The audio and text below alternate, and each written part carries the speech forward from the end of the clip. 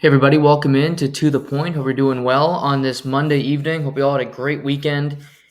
Lots to dive into today. This is the unofficial pregame show for the games this evening. We'll be doing podcasts Monday, Wednesday, and Friday nights moving forward. So stay on the loose for that. We'll react to all the playoff games, everything that's going on in the NHL world and the NBA, as well as touching on some other topics such as the Major League Baseball, and we also have the NFL Draft this coming Thursday in Detroit. So that's obviously a big night for yours truly because I am locked and loaded on the draft, and we'll talk more about the draft on Wednesday night on that program.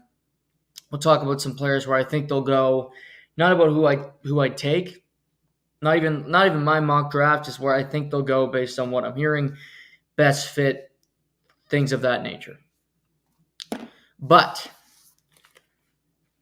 today, we have a lot to react to. We had an interesting couple of days with the NHL and NBA postseason starting on Saturday afternoon.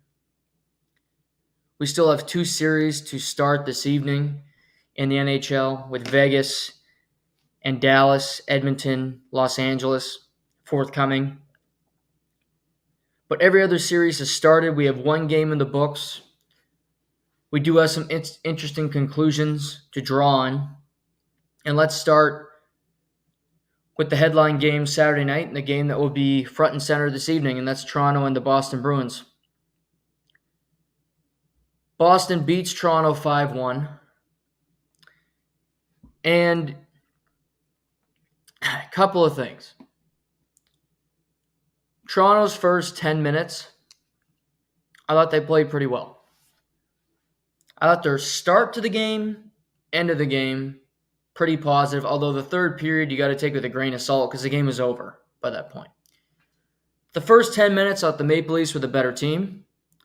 They were faster, controlling play, putting some pressure on the Boston defense. Had a few solid opportunities on Jeremy Swayman. But ultimately, what happens? Edmondson gets caught on a bad pinch. Bad decision, 2-on-1. Boquist to Beecher. Beecher, perfect shot off the post and in. And it's 1-0. I never felt the Leafs were totally in control of the game after that.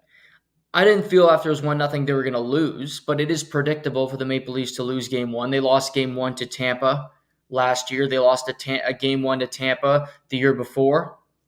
2019 against the Boston Bruins, they lost game one.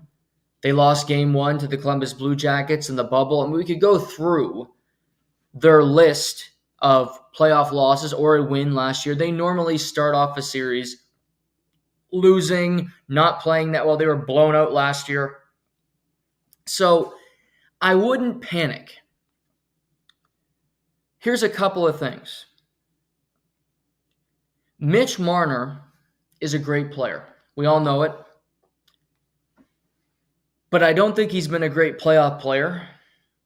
I don't know if he dressed Monday night. I don't know if he did. He had took the Artemi Panarin route because he had no sweat, no effort, nothing. You could have told me he wasn't on the ice the whole game, and I wouldn't fight you on it. Part of that is his fault. Part of that is him and John Tavares do not have any chemistry whatsoever. They've tried to put these guys together for a long time, and I understand the reasoning from Sheldon Keefe because I don't want Matthews and Marner should not have to play with each other. If you have two of the best players in the world, they shouldn't have to be on each other's line because you should be able to carry a line yourself. Sidney Crosby was never on the same line as Evgeny Malkin. They did it on the power play. Leon Draisaitl, Connor McDavid, why have they never won? Because they couldn't play without each other. To me, that's a net negative. You should be able to carry your own line. Mitch Marner, I don't know if it's a petulant thing. I don't know what it is with him, but he does not want to be on the ice with John Tavares. It's clear. He's never liked it. He wants to play with Matthews. Tavares was slow on Saturday. He did not have a good game. He was nowhere to be found on the ice. And when Bill Nylander is somewhere, could be in Jupiter, could be in Mars, he's not in Boston. That's all I know. He's not playing. We don't know the reason. I'm going to get to the coaches in a minute and how petulant both coaches in this series are being. Petulant children. And there's nothing I hate more than children. So you can imagine how I feel about them.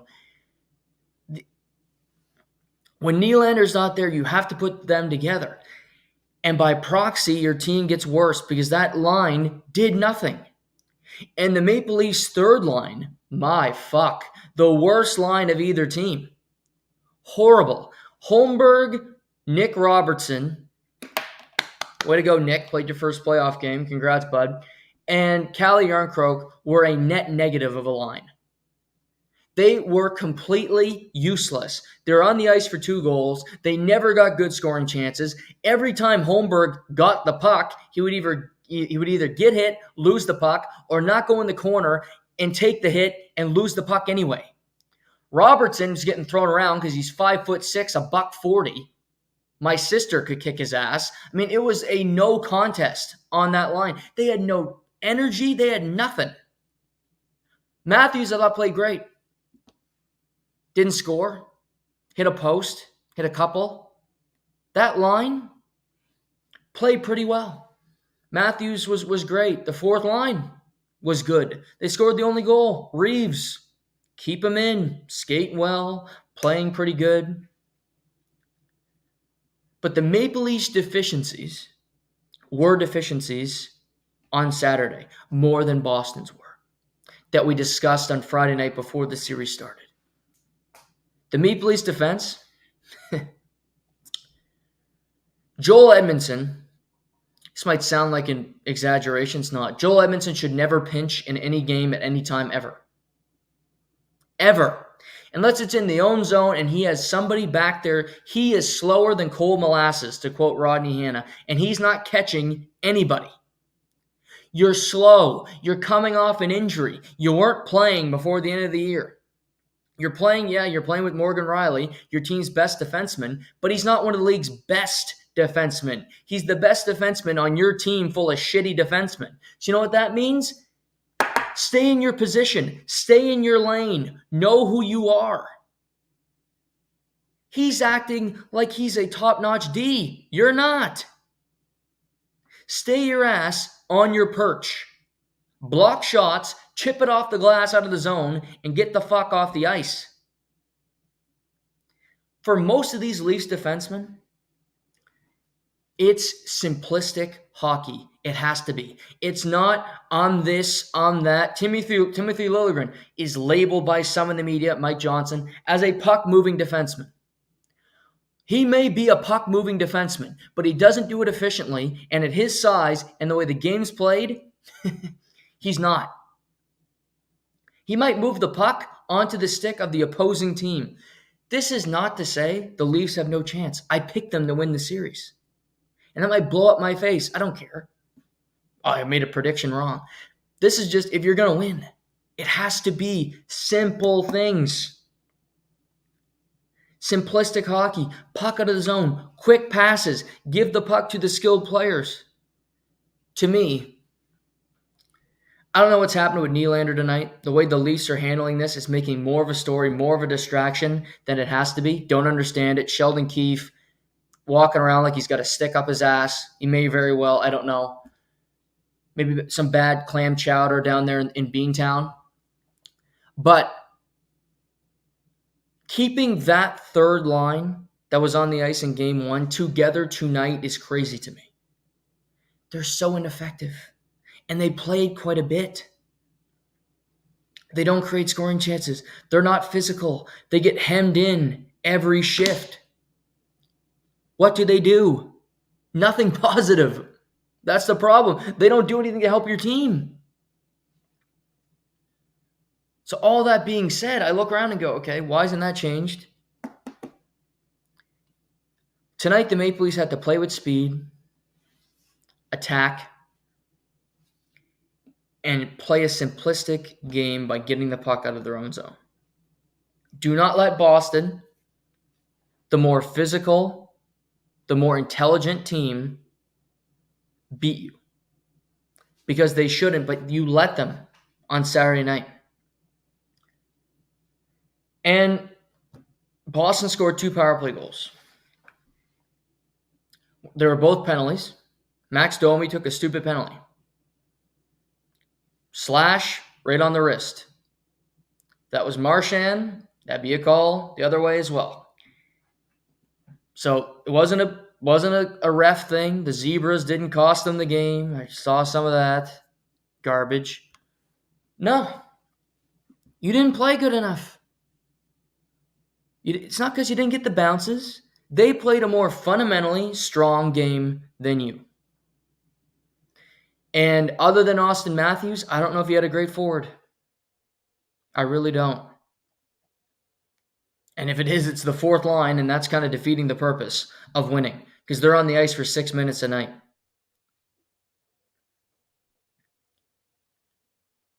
For Boston, they didn't play great and they won. That's something, if I'm the head coach, if I'm Cam Neely, the brass, I'm pretty stoked about that. We didn't play our best. We got outshot. We made some sloppy mistakes ourselves. And yet we won 5-1. So if we come out play a better game, we should be able to beat them again, which isn't crazy logic.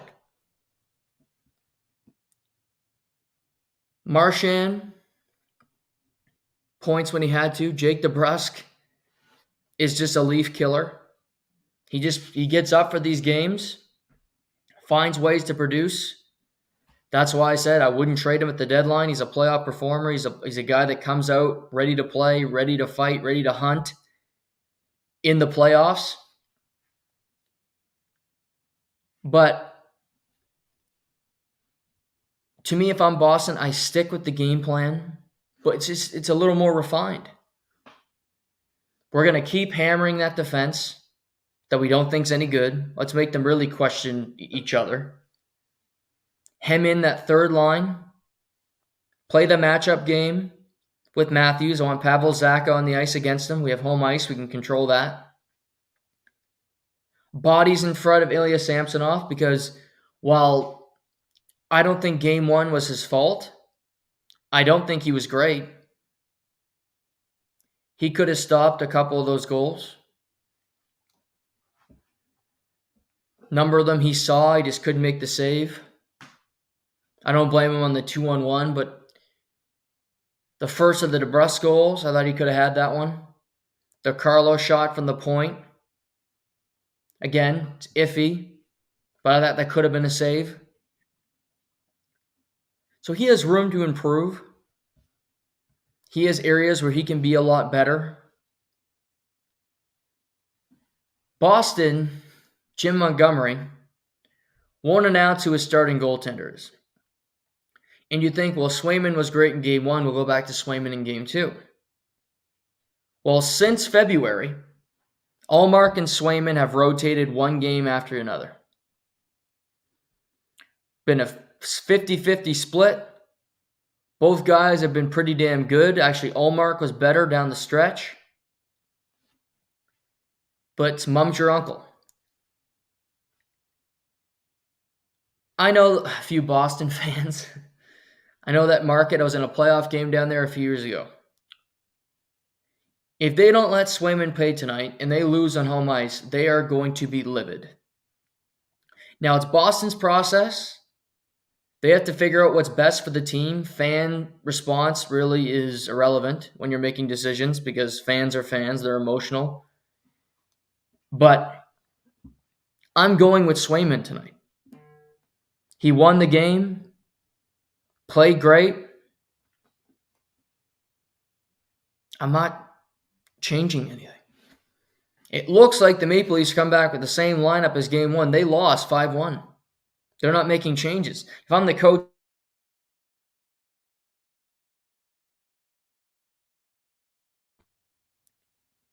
but Sheldon Keefe, Jim Montgomery have both been petulant children in talking to the media. Yeah, we're not telling you anything. I'm not telling you who's starting in net. This can end real quick. Real quick. One person can control this. It's Gary Bettman.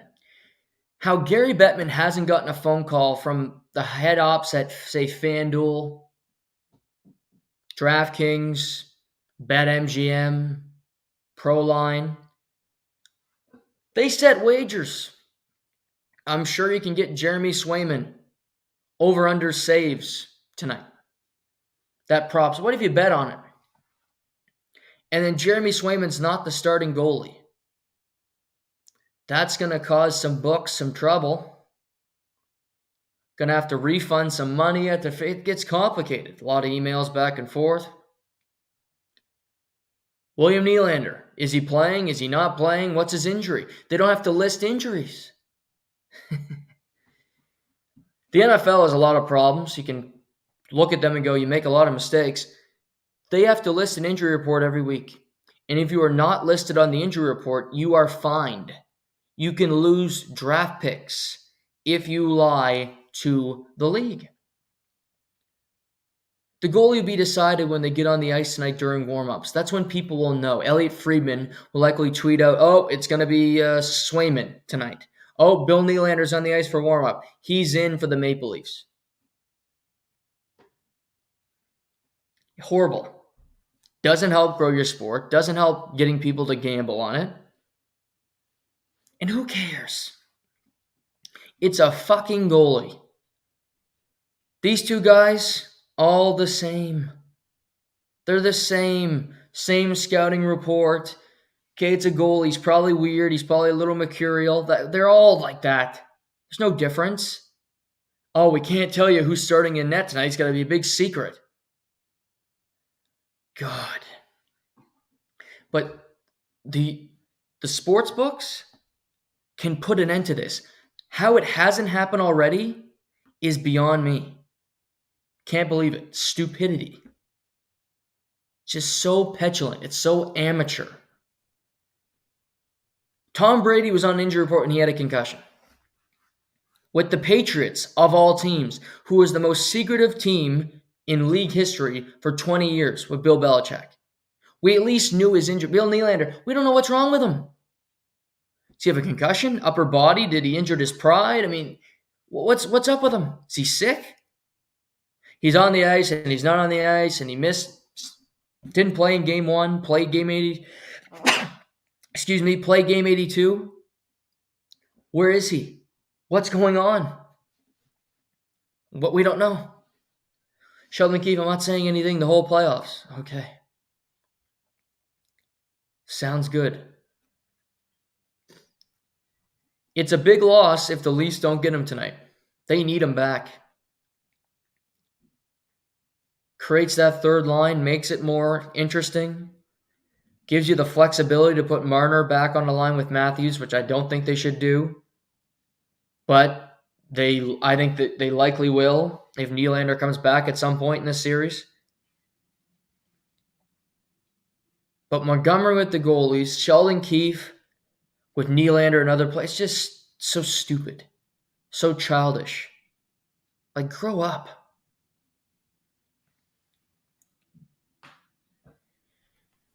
I picked the Leafs to win the series.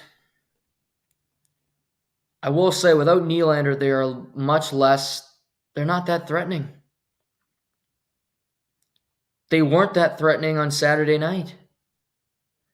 You can outshoot a team, and I've made this point lots, and I've had debates with people that I'm close with about this. So you outshot the team means you played better. Not necessarily.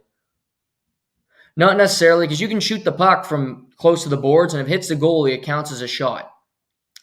They outshot Boston by 10. Boston hit 5 posts and crossbars on Saturday night. Those don't count as shots. Those are better high-quality scoring chances than Toronto got.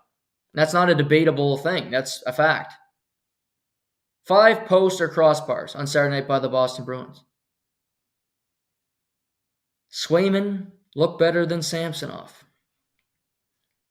The Leafs need this game tonight. It's imperative. If they go down 2-0, I think they're in deep, deep trouble. It's a Matthews game where he comes out and he acts like one of the best players in the world, which he is. They need that second line to play with a purpose, play with meaning, play like they have a pulse.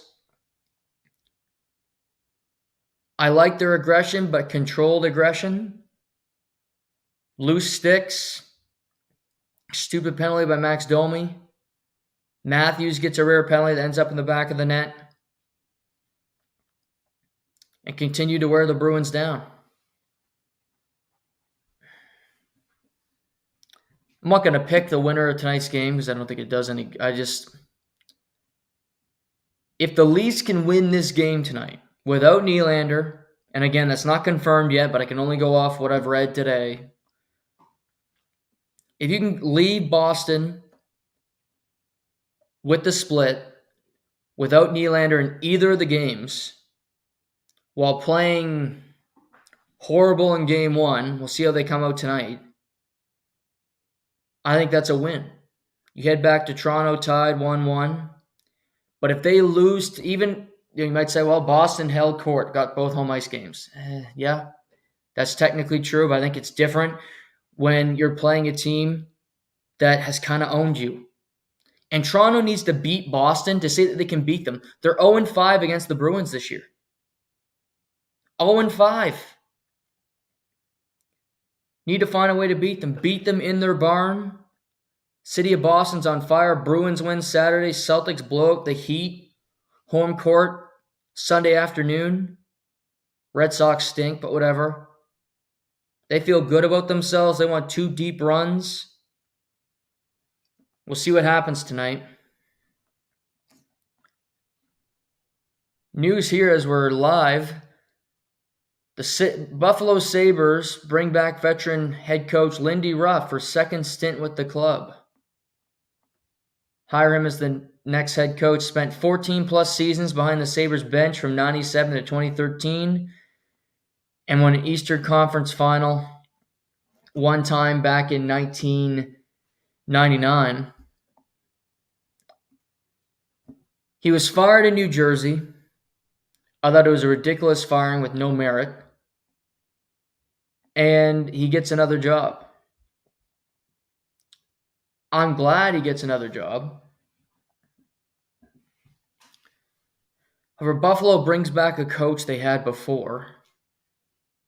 And yes, he hasn't been there in over a decade, but it's kind of a recycled coach. Kind of had a hard-nosed guy in Don Granato. Now you get a harder-nosed guy in Lindy Ruff. He was with a young team in New Jersey. Now he's with a younger team in Buffalo. I mean, Buffalo, they haven't made the playoffs in 13 years. They were missing the playoffs when Lindy Ruff was still the coach.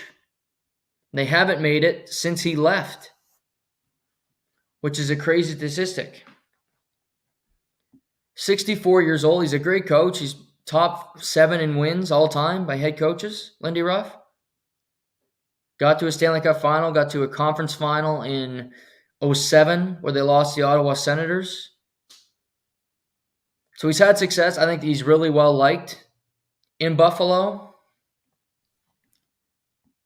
I don't mind the hire. I just don't like teams bringing back coaches they had before. Kind of seems like you're grabbing somebody that you knew you could get.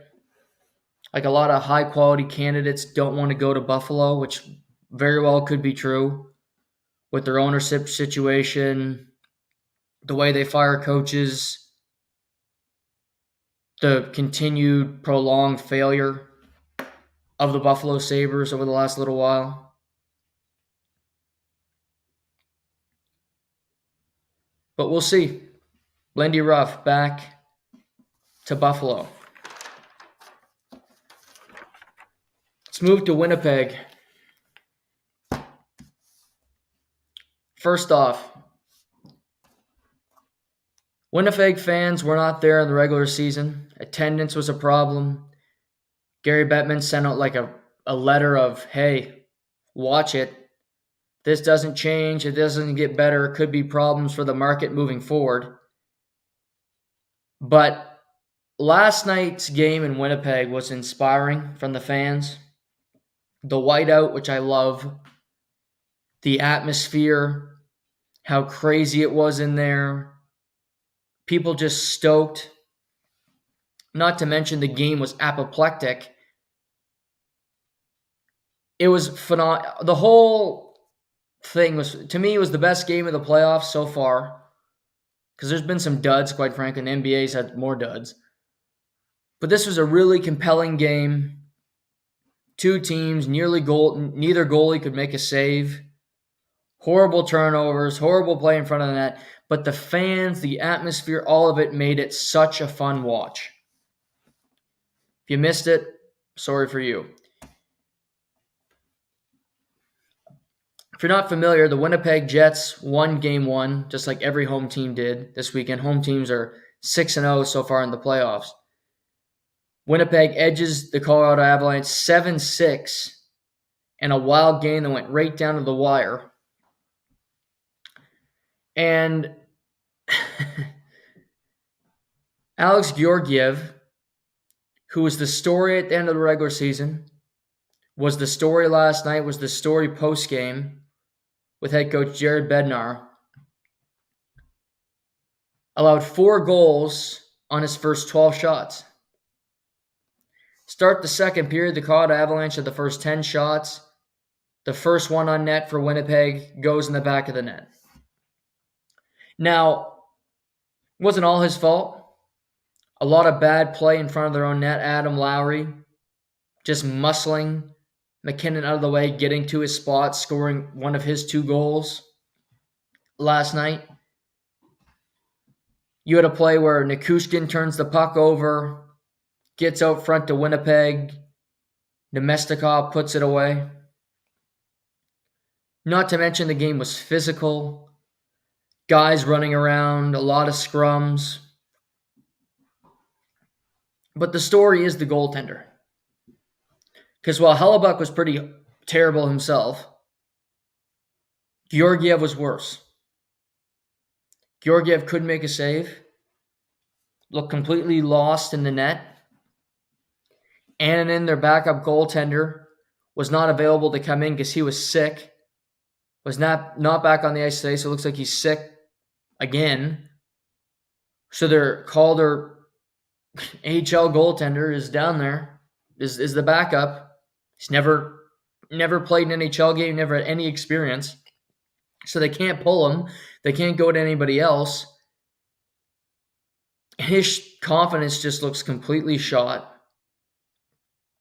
Doesn't look like he has it. Doesn't know like he knows what he's doing. His movement is bad in the net. And his team didn't help him. And when you know you have a weakness, when you know somebody in your team is deficient or not feeling it, you have to help him. You have to help him get over the hump, carry him through this bad process. And I don't think that Colorado did that last night. The Morrissey goal, you got to make a save, yes. And Nemestikov, it's a tough save, but you'd like to get one. But to me, is he at fault? Absolutely. But it's easy to go, well, the goalie needs to make a save because you lost 7-6. To me, I look deeper. They had 3 goals, Winnipeg Jets, from 3 feet are in to the netminder. Lowry scored both of them right in front of the net. That third line of Lowry, Niederreiter, and Appleton was their best line. All over the ice. Every shift pissing off McKinnon. Hitting him, getting in his face, creating havoc. On Lowry's first goal, he knocks McKinnon over, which forces the puck loose. They then work the puck. Appleton gives it to Niederreiter. Niederreiter throws it in front to Lowry. He puts it home. Just work. It's a work ethic line. It's not going to be skill. It's not going to be pretty, but they knew how to do it. They played like a stereotypical third line. A physical crew that's going to get it done through hard work and labor and not, aesthetics.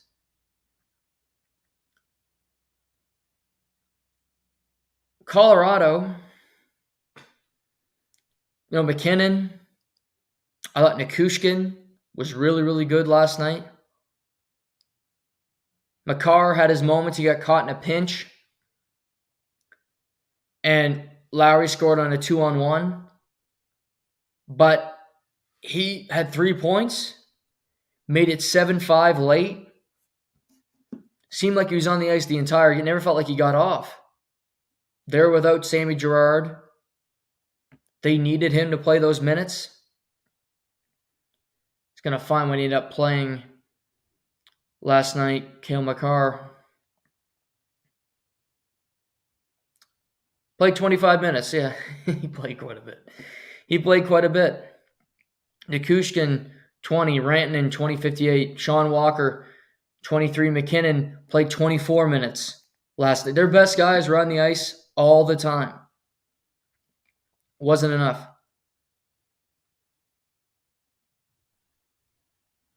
They know Georgiev is not as good as Hellebuck on his best day. They lost to Hellebuck on his worst day yesterday. Colorado scores 6 goals and you still lose the game. That's a problem. That has to be a game you win. Multiple leads in the game. 1-0, 3-2, and you let them slip away. This team needs to pay more attention to detail. They need to know, okay, Georgiev, he cannot be a star in this series. He can't be a star in these playoffs. We have to adapt to him. I'm not saying McKinnon, you're playing the trap all of a sudden, but play in front of the net has to be improved, has to be better moving forward. Period. End of story. You still have the skill. Nikushkin's a beast when he wants to be. Rantanen is a beast. But you look at Winnipeg, Sandberg, that third line, their defense. It's not anything to brag about. Sandberg had a brutal turnover, trying to throw a pass in front of the net. Don't know what the hell he was doing. Kiviranta picks it up, finds Miles Wood. It's in the back of the net. Winnipeg made plenty of mistakes last night. It was a sloppy game. And both teams capitalized, but Winnipeg capitalized a little bit more. But to me, I trust Hellebuck to be better moving forward than Georgiev. And looking at it, I go, Colorado, you need to tighten up your game. You need to be more aware. Have sticks. Be more physical in front. Don't let these brutes of Winnipeg just physically dominate you to the puck, which is what Lowry did. He was phenomenal. Captain of the team, the heartbeat of the club. You can't let that happen again. I can't wait for Game 2 because Game 1 was so fascinating. Want to see how it goes tomorrow night. Georgiev's not getting flipped because they have no other option. They have to stick with him. They didn't get depth at the deadline. Let's find Jared Bednar's comments for you all today because they're worth hearing. Outshot Winnipeg 46-23, lost the game. .696 save percentage and loss. Georgiev probably needed to be better, right? Colorado coach Jared Bednar said post-game per NHL.com. I thought we played well. We created some chances. We made some good saves, but we're going to need a couple more saves than that probably to win, But it is what it is. We'll regroup. We made some mistakes in front of them that we'll have to clean up and try to get the job done. It's a team game. Yeah, I agree. I agree more with the latter. You know he's a problem before, so you act loose in front of him. It's like, what can I say? It's like even a big thing of cookies in front of a little kid, and you tell the kid not to eat the cookies. 10 out of 10 kids are going to go eat it because you're a kid and you're an idiot. So you're going to disobey your parent or guardian, whoever is there with you, and you're going, you know what, yeah, I'm going to go eat the cookies. Georgiev's letting in 6-7 goals a night, let in 7 against the Jets a week before this game. And you go, wow, gave up a touchdown. His confidence is all-time low, can't make a save. Maybe we should just play loose, try to play run and gun in front of him, give him no help, and don't box out, and let Adam Lowry just bowl us into oblivion. No, it's not going to work. It's a losing proposition. But, I mean, stick to it. See what happens. Don't like your chances, Cotton. Game 2 tomorrow.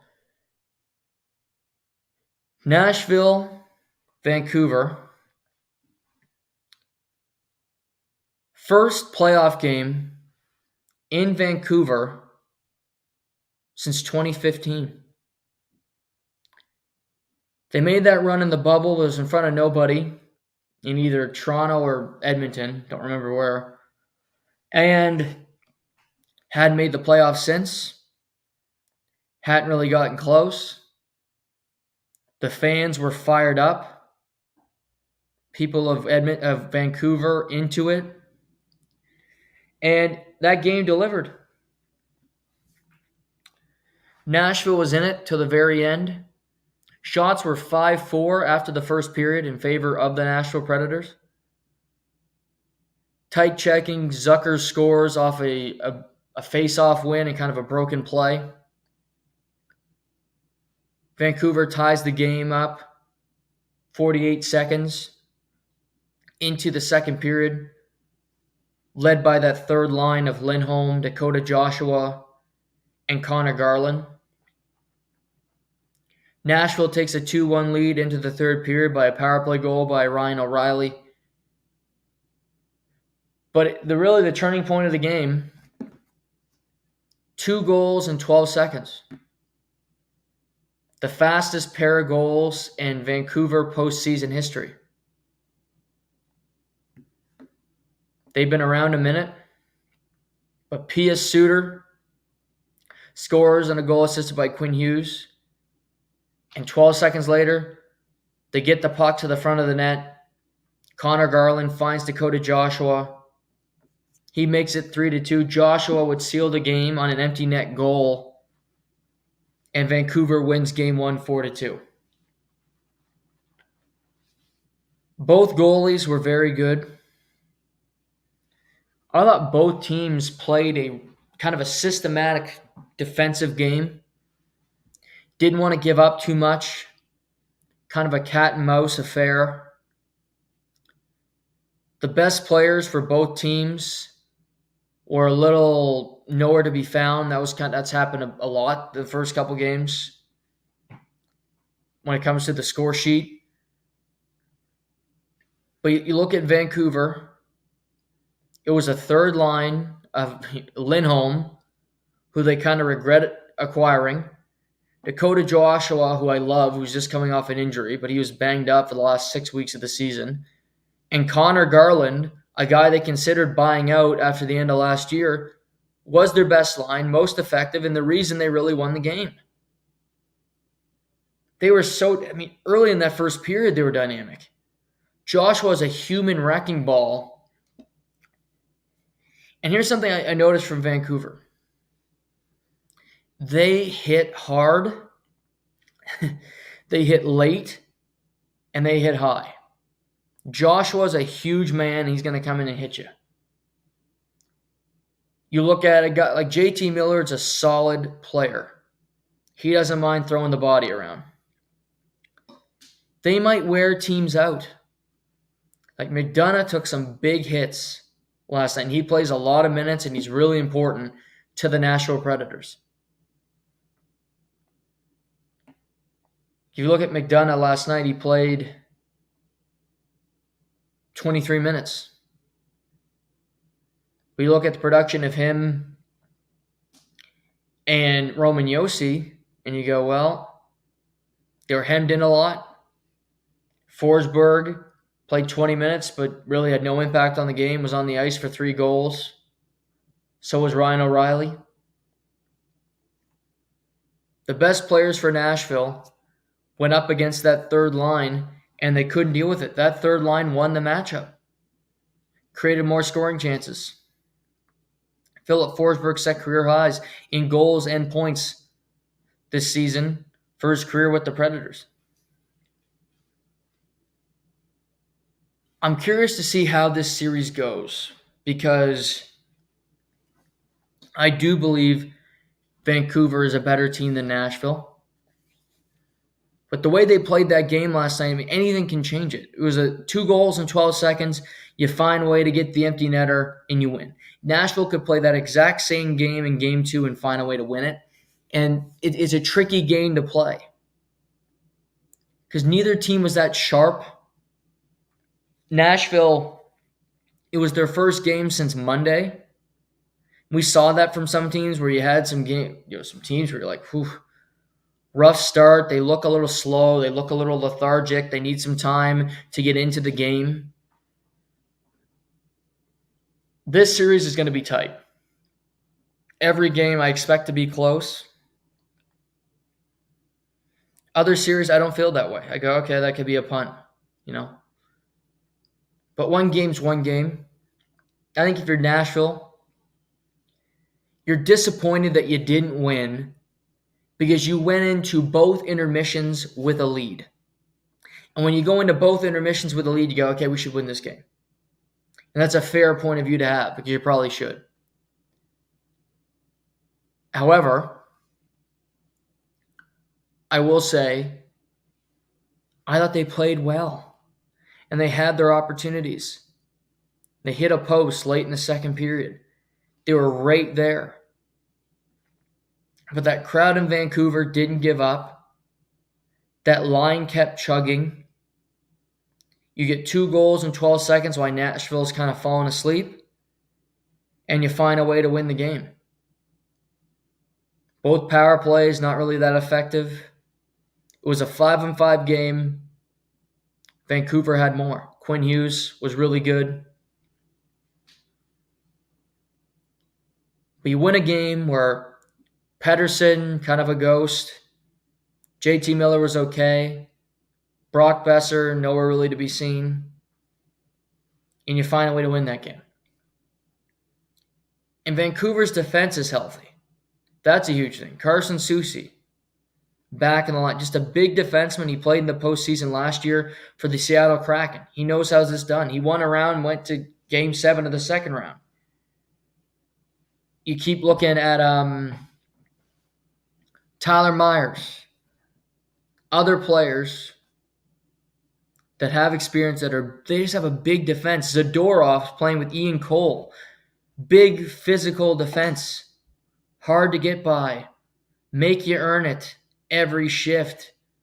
Kiefer Sherwood for Nashville got his clock cleaned about 3 times last night, and it's going to be that way the whole series because those guys are just the Twin Towers back there, and they're ready just to take bodies and keep moving. Move the puck up the ice.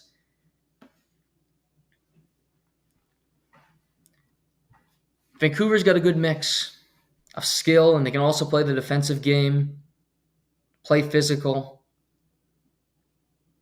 It was a tight game, but ultimately you found a way to win it. And I think they know they can play run and gun. I think they know that they can play up-tempo, shots on goal, score, trade chances. But they win a game where they didn't have to do that. And that's almost more impressive that you kind of go against the grain, you go against your identity a little bit, and you find a way to win that one. I think Rick Tocchet would be happy that they found a way to win last night. Rangers, Capitals. Talked about some teams like Nashville, Vancouver. What series are we talking about? Even Boston. Some teams came out a little pedantic, a little slow, and you saw it. I thought Nashville, who played Monday, then they don't play till the following Sunday because of their schedule and how weird it was. Little lethargic, a little slow first period. Take some time. That was the New York Rangers. Rangers in the first period outshot the Capitals, but is by no means a masterpiece. Rangers took 3 penalties. The whole period was special teams, and neither team scored on their respective special teams. So it's just a period of kind of, okay, this happened, that happened, not much. Let's get through this. And then we get to the second period, and the Rangers start doing Rangers things. They score 3 goals in 2 minutes and 6 seconds. And oddly enough, who gets it started but one of my mother's favorite players, Matt Rempe, of the New York Rangers. 6'7", 240, takes a minor bullshit call for charging in the first period, goes to the box, they kill it. And then in the second period, the fourth line's on the ice, who scored twice yesterday afternoon, by the way.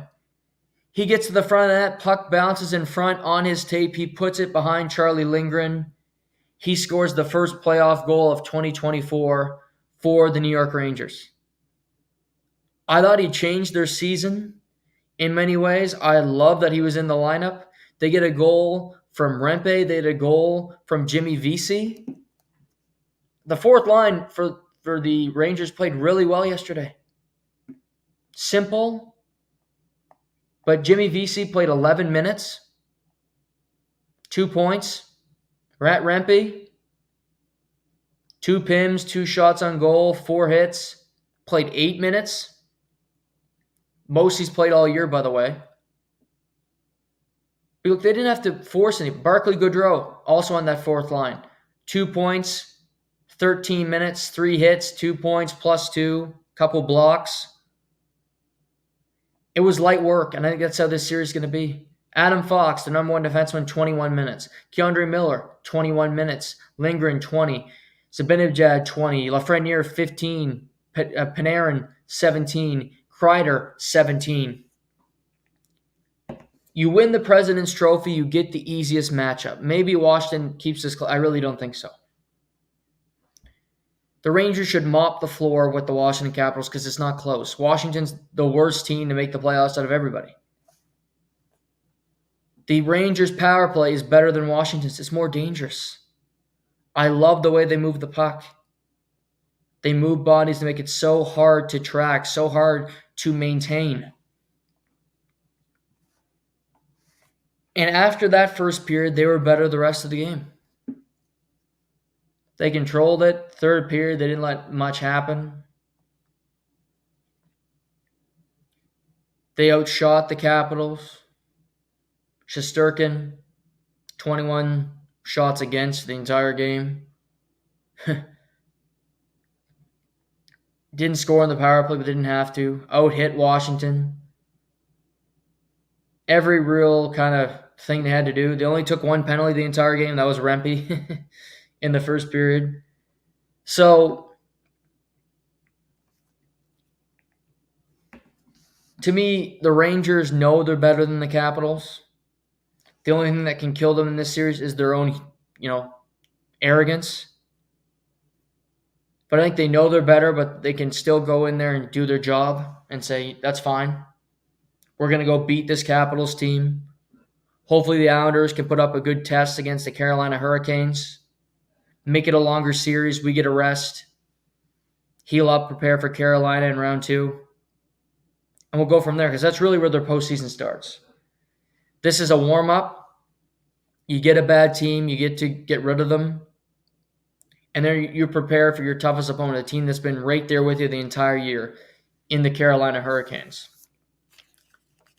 And speaking of Carolina, they were the first game of the weekend. They defeat the Islanders 3-1. Patrick Waugh's got to be pissed. And he when Marty Necas scored the empty netter, you saw Patrick Waugh kick the boards behind him, kick the glass. Because the Islanders played as good a game as they're going to play. They limited scoring chances. I thought they were the better team for 80% of the game. Tough, physical, eliminating scoring chances.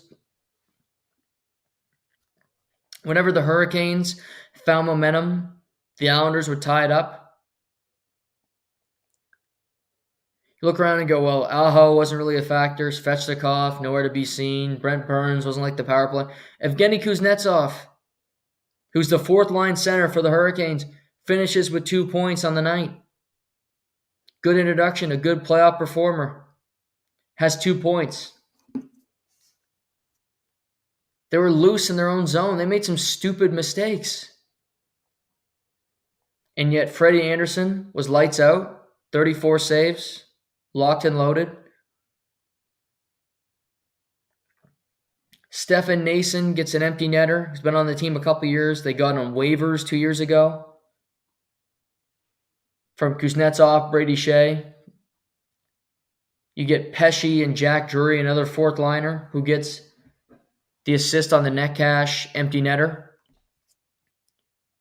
I don't think Rob the Bod Brendamore is going to be happy with game one. He knows his team can win 3-1, but you can have more scoring chances than that. You let the Islanders control the game. And if Varlamov's a little bit better, that game could go into overtime and you don't know how it goes. It could go any which way. If I'm the Islanders, I want to play a similar game. But I want Barzal to be a little more freedom to do what he wants to do out there. Clog up the neutral zone. Eliminate the space given to guys like Aho, who's so fast, can create plays, find guys up ice. But keep that formula. Defense hard on the Carolina Hurricanes forwards. Varlamov was the better goalie down the stretch. And I understand why Patrick Waugh went with Varlamov, because he goes, you were better for me. Sorokin won the Vezina last year. And he's on the bench. I would go with Sorokin tonight, personally. I don't see anything yet on that. I assume it'll be Varlamov again. But Sorokin's the better goalie. He's younger. You signed him long term. He's your number one. I don't really get it. But clearly they think this is the right decision.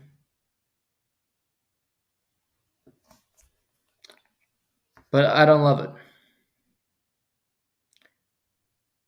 But Hurricanes Islanders game 2 tonight in Carolina.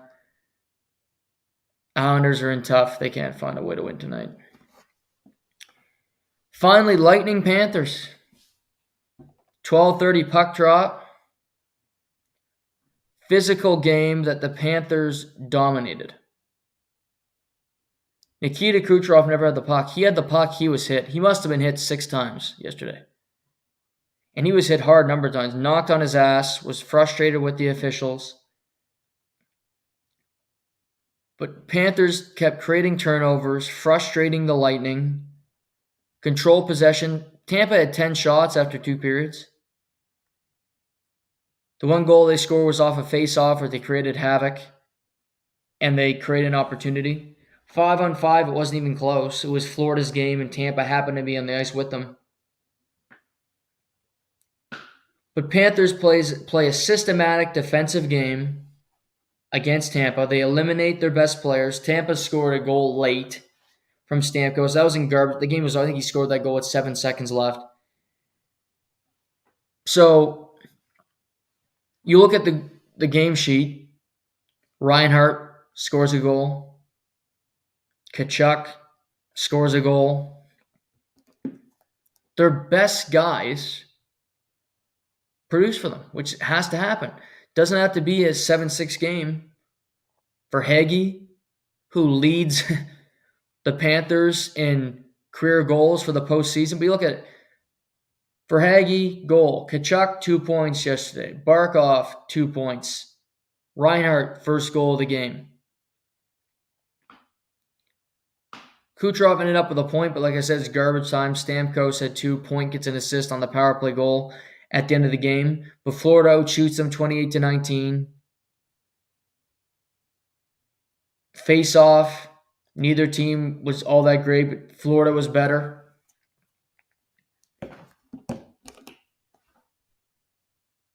They're such a physical team.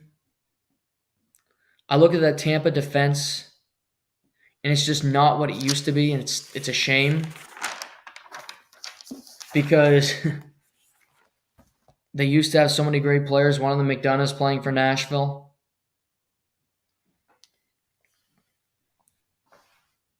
But unfortunately, You lose guys, and you have to play Darren Radish, big minutes, and hope that guys can overcome it. The Capitals are missing defensemen going into the play. No Nick Dowd up front. Missing Nick Jensen on the back end. So you're playing guys like Dylan McElrath, who was playing in the American Hockey League for 85% of the season. He played for the Capitals yesterday. It happens sometimes. It's just tough circumstances.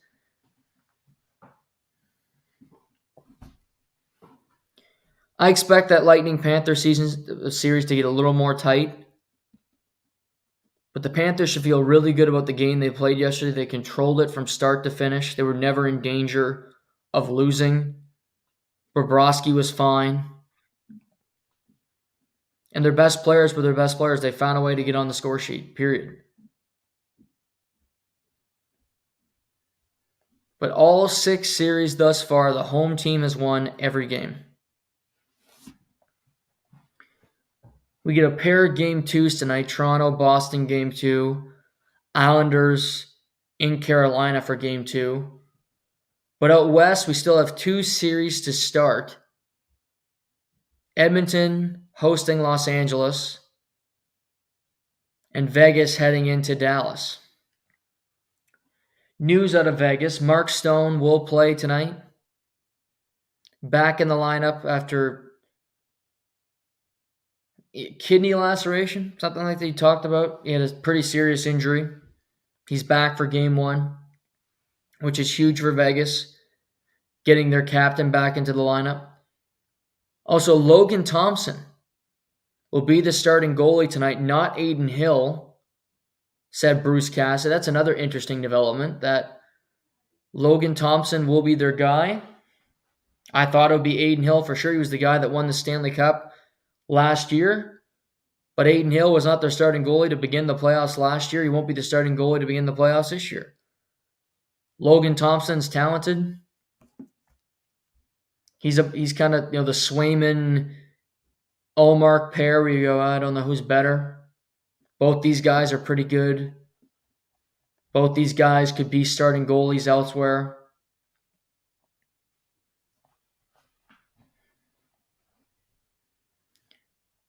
But I'm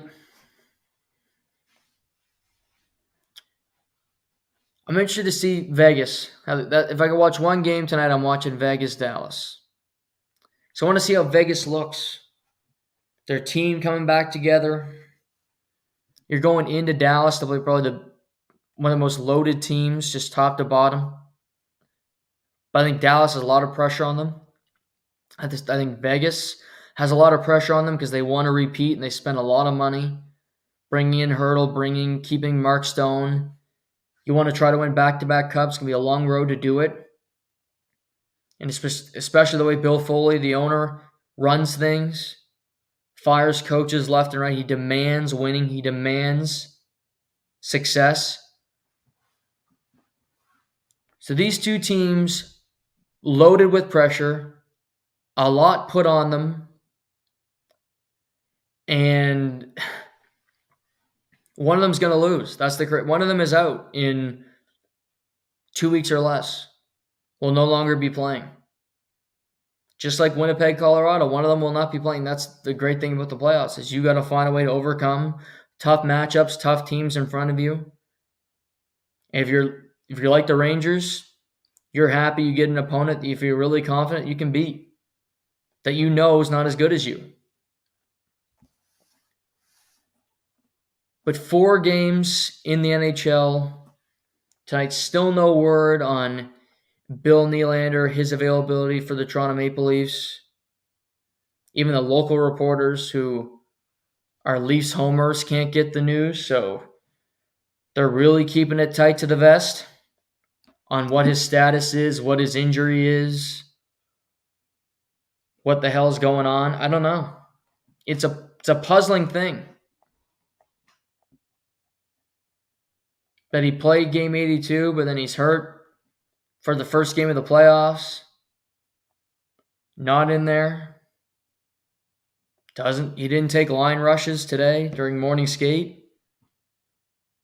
So he might not be available for game 2 either, which, as I said earlier in the podcast, I think is horrible for the team. They need him back. They need those 3 lines.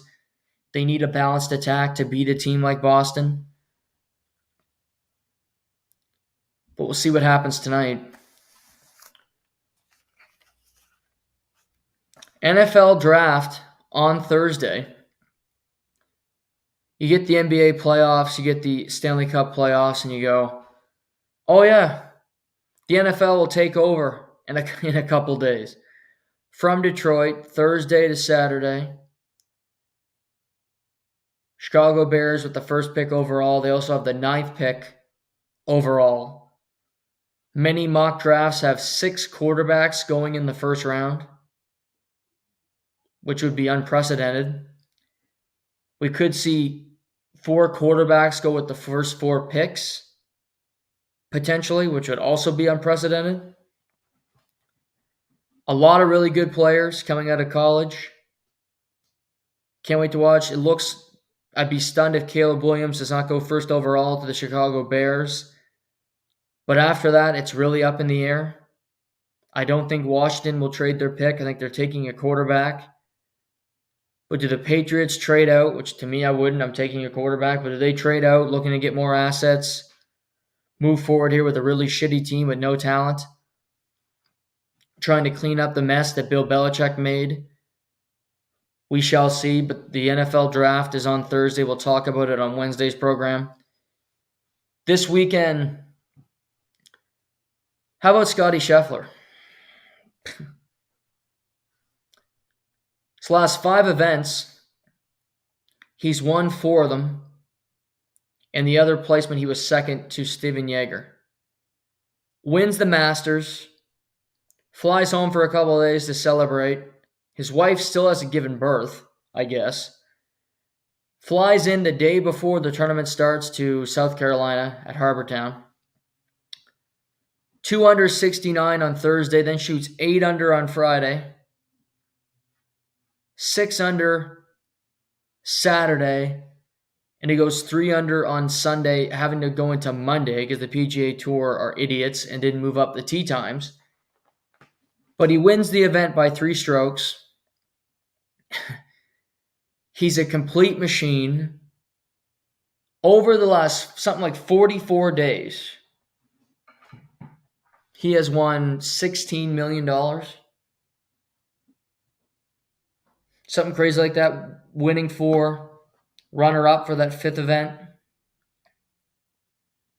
His caddy is thrilled. He's the best player in the world. Mowing people down wherever he plays. He should have some time off now. This coming weekend is a doubles event in New Orleans. I hate it. I don't think he'll go play there. I wouldn't. I'd be withdrawing if I am playing. You've just won a bunch. Go have your kid, be with your wife. Have some time off before the PGA Championship, which is in a couple weeks in Kentucky. But May, you got the Byron Nelson in Texas that he might play in because he is from Texas. Wells Fargo at Quail Hollow in North Carolina the following week. Then you have Then May 16th to 19th, you have the PGA Championship in Valhalla Golf Club in Kentucky. RBC Canadian Open, the Memorial, that's good in the U.S. Open. He'll probably play once before the major, I'm guessing. Probably play once before the U.S. Open, maybe twice. He didn't play in the Canadian Open last year, so I don't think he'll play in the RBC Canadian Open this year. But you're looking at the golf scene. Rory McIlroy has made $1.72 million in the PGA Tour this year. Can't find his game. No confidence. Putter's gone. Missing fairways. While Scotty Scheffler dummies everybody. Justin Thomas is kind of a turnaround turn. He finishes inside the top 10, so a good result for him. Morikawa, right there at the end, finishes inside the top 10 here, 9th. Wyndham Clark, Shoots a 66, 66, 65 over the weekend to get into tied for third place. Hell of a run for him. Disappointing Masters, made the cut, plays some good golf. He's a threat at every major down the line here. Ludwig Aberg, another guy, finished T2 at the Masters. He's T10 here. Could have been better. Only shot a 69 on Sunday. But John Rahm is great. So is Brooks Koepka. No doubt about it. But it doesn't matter.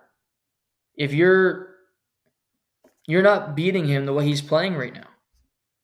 Bring anybody from the LIV Tour. He dusted them 2 weeks ago.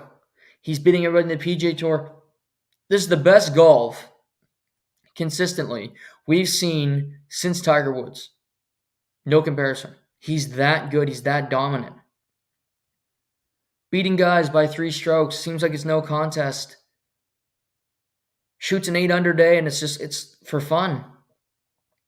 Seems to chip in for eagle at every hole. He didn't have a bogey until I think it was the 14th hole yesterday. The last one was his final round at the Masters on the 11th hole. It went that long for him to finally have a bogey. He was that efficient. Best player in the world, playing like it, swagger, machismo. Love it from Scottie Scheffler. NBA playoffs. The NBA playoffs have been kind of a dud so far, I got to say. Watched a lot of it. The best game over the weekend was Nuggets-Lakers. And I think it'll be another... The late games tonight are great because you get Dallas-Vegas, game 1. Oilers starting their series. And then also at 11 o'clock, you have Denver-Lakers, game 2 in Denver.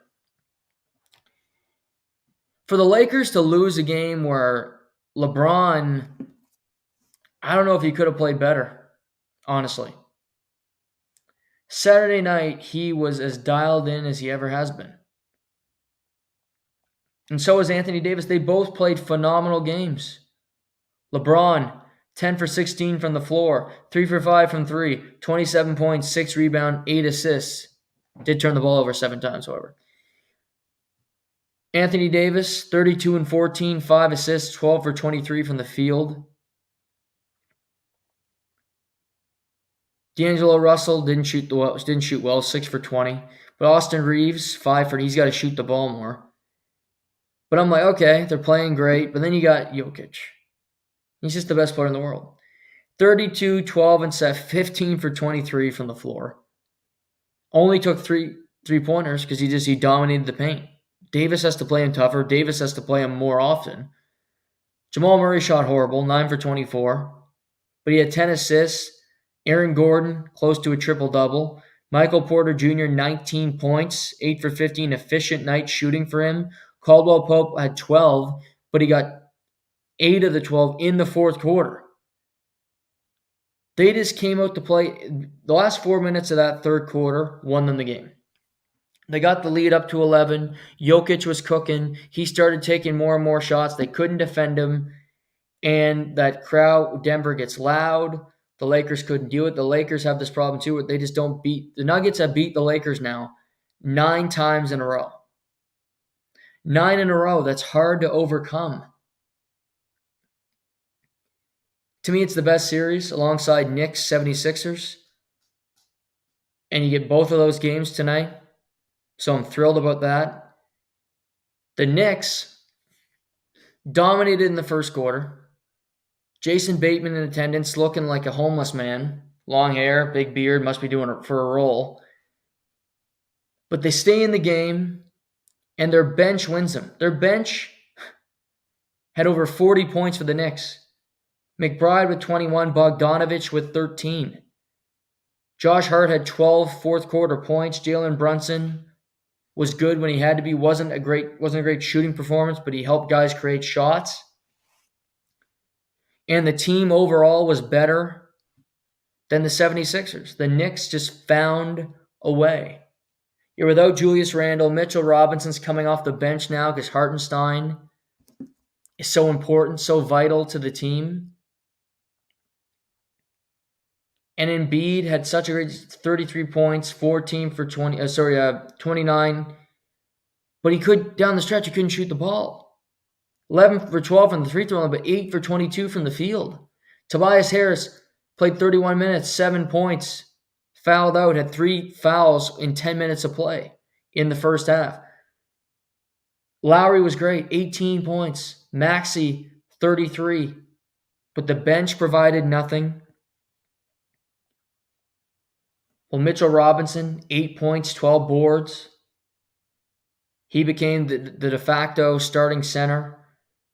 Josh Hart, 22 and 13. Jalen Brunson, 8 for 26, horrible, but other guys made up for it. Sometimes it's going to happen. Timberwolves crushed the Suns 120-95. That was a beatdown. Anthony Edwards, kind of game of his career so far, doing it in front of his idol, Kevin Durant. Cavs crushed my Magic, game 2 tonight. Jared Allen was huge in that game. Size for Cleveland was a problem. Let's see, yesterday, Celtics beat the Heat by 20. Should have been about 40. That game was a joke. Jason Tatum, first playoff career triple-double. He was great. Porzingis, efficient. Derek White had 20. Horford, 10 and 7 off the bench. Sam Hauser, 4 3-pointers. They did whatever they wanted. And the Heat, nobody played well. Nobody. I mean, you say DeLon Wright, 6 for 7 shooting, 17 points, 25 minutes, but the fact that he's getting 25 minutes means you're getting crushed. Clippers crushed the Mavericks without Kawhi Leonard, which the Mavericks were down as much as 30 right before halftime. Kyrie Irving had a good second half, 10 for 18 from the floor. Doncic was good in the second, but they weren't awake in the first half. I don't think you panic over this loss. Mavericks are still a good team, but I think the Clippers can win this series even without Kawhi. Paul George is good. Zubac, huge. Harden, 28. Terrence Mann, 13. Westbrook played 23 minutes, but 23 damn good minutes. Bucks crushed my Pacers. Lillard had 35 points, all in the first half. Was huge. They did enough around him to survive it in the second. Middleton, 23. Portis, 15 and 11. Pacers had Siakam going, but nobody. Halliburton only took 4 shots. They just didn't have enough. And then the Thunder edged the Pelicans 94-92, came down to the wire. Gilgeous-Alexander was kind of the lightning rod for them. They take game 1. And as I said, Magic, Cavs, Sixers, Knicks, Lakers, Nuggets this evening in the association. That's a lot. Wednesday, we'll return. We'll recap all the games from tonight and tomorrow in the National Hockey League. We'll talk about the NBA. I'll talk about the NFL draft and what to expect before it happens. And then Friday, we'll be back and we'll talk about the NFL draft, talk about round 1, what to look for, players to look out for heading into rounds 2 and 3 over the weekend. So that's what's forthcoming this week. Hope you all enjoy the rest of your night. Enjoy the games. We'll talk to you Wednesday. This is To The Point.